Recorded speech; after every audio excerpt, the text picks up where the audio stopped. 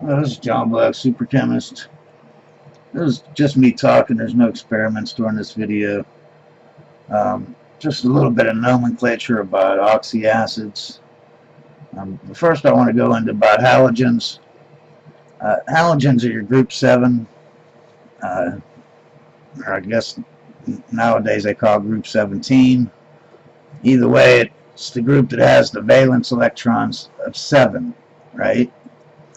They're really electronegative because they only need one more valence electron to fill up their whole valence orbit there, and that would make them like royalty, or they'd be noble then, or a noble electron configuration, and that's what they want.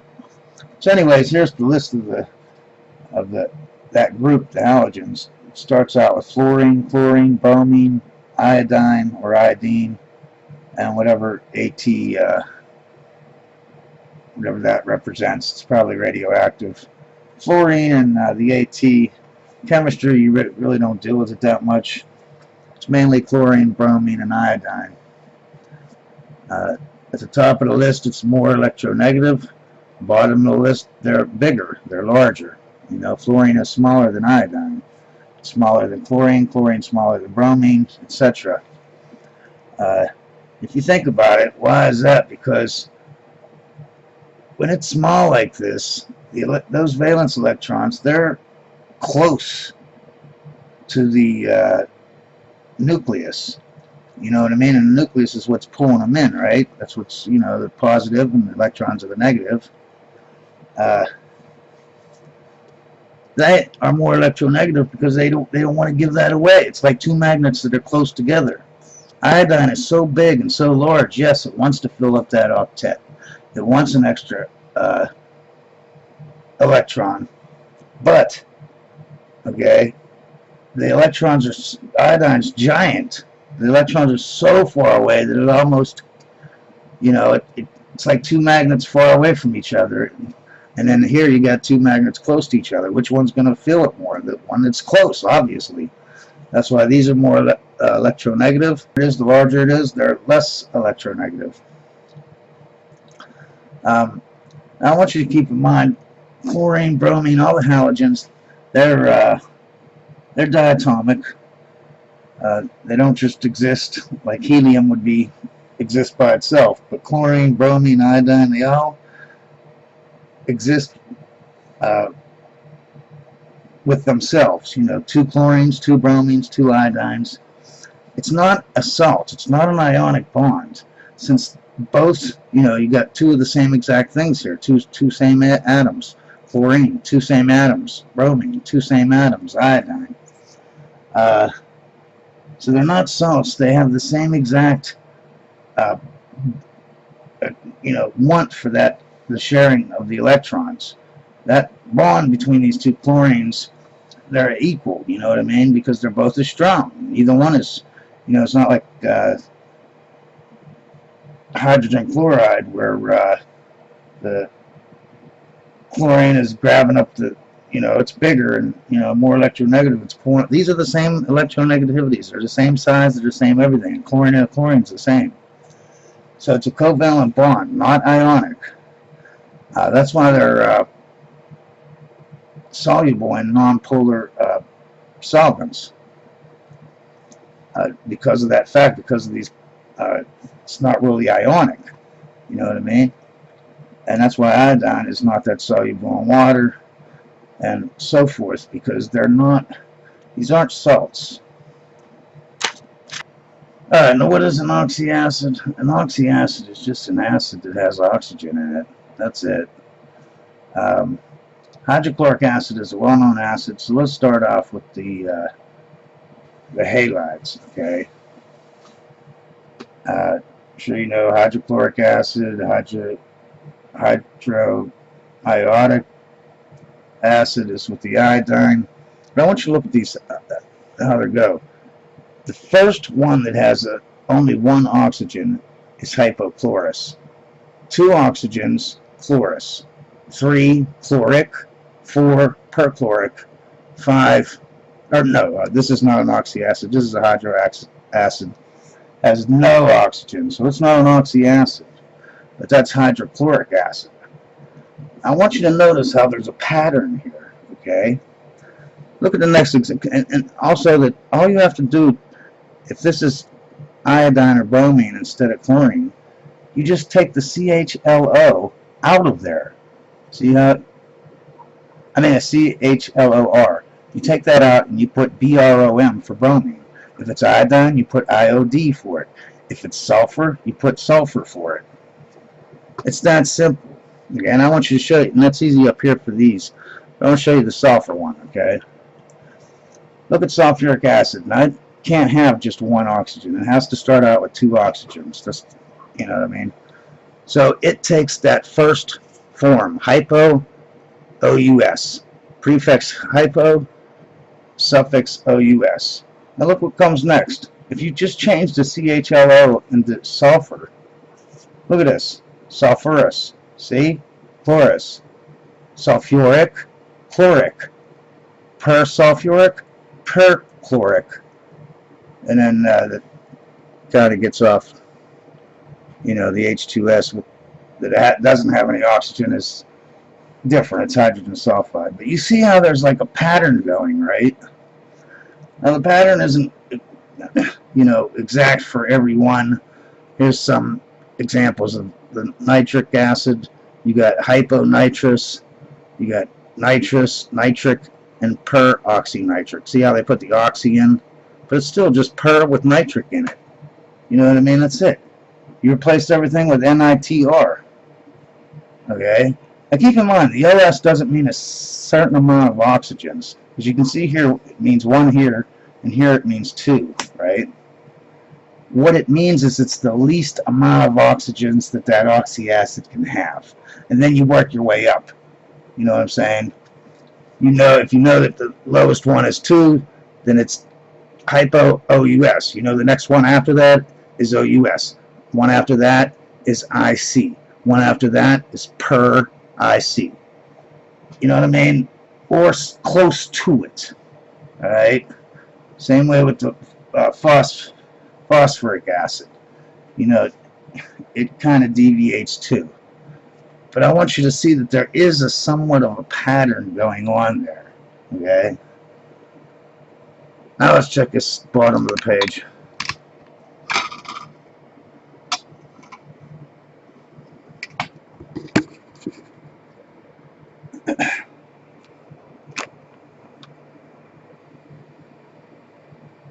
Alright, so now, what happens when you put chlorine into water? You get an oxyacid, hypochlorous acid, and hydrochloric acid. Now if you want, you can put some UV light on that, and this will all decompose to HCl and O2. Oh, I have it down here. See, right here is the formula. And you can have all hydrochloric acid. Of course, you'd have to watch that the O2 doesn't build up and, you know, it's making too much pressure. But my point is, we did that in a video already. We made hypochlorous acid, right? We bubbled CO2 through water. We also did this. It's the same exact thing, except we replaced the bromine and chlorine. Everything else is the same exact. You know, you just take the CO and put a BR, right? So we made hydrobromous acid. We did that in the video. Now, iodine isn't that soluble in water. If you want to make HIO and HI, then you have to do it a different way. I think you put some kind of silver nitrate maybe in there, salt. You have to put some salt in there or something to maybe catalyze it. I can't remember. I'm not going to do that though. Let's go to the next page. Alright, so we saw you put chlorine into water, you get the hypochlorous acid and hydrochloric acid. Now how do you get the salt of that acid? Right? You just use sodium hydroxide instead of water. You don't even have to know the rest of this. You should just look at this and be like, what was replaced? This is water, but an H was replaced by Na. So that means you're going to have the same thing here, but an H is replaced by Na. You have the same thing here, but H is replaced by Na, sodium chloride. And then you end up with water too, because everything's a little bit off. But you see how it's the same exact equation almost. The only difference is you're replacing H in the water by sodium. And that's it. And you got to do the equation a little bit different because it doesn't stoichiometrically work out perfect. You know what I mean? So you have to put 4 here and add 2 water, and these are 2s.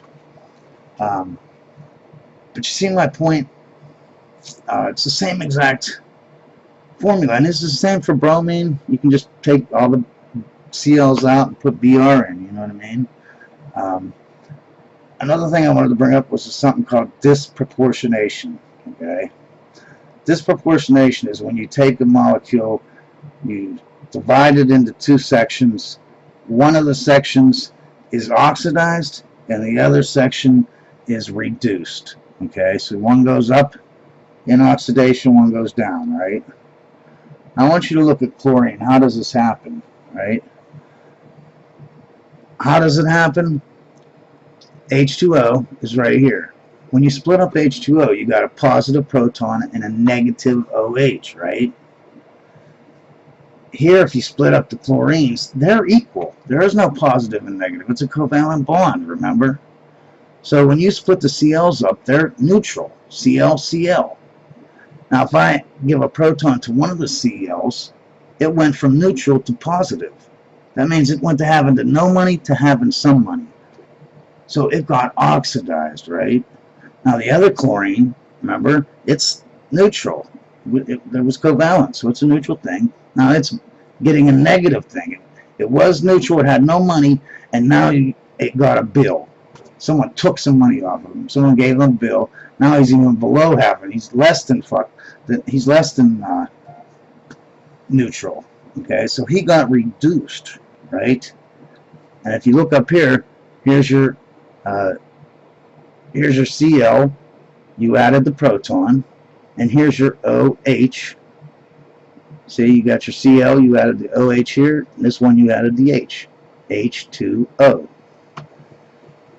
Now in the next video, I'm going to make some sodium hypoiodite, which would be basically bleach, but instead of using chlorine, we're using iodine, right? I'm going to do the same thing as this second reaction here. Iodine and chlorine, they're the same thing, right? They're both halogens having 7 electrons in their valence orbit. Then I'm going to add some sodium hydroxide. It's going to disproportionate this. One of them is going to get an O, what would be an OH, but we're using sodium. So one of them is going to get an ON, and one of them is going to get an N.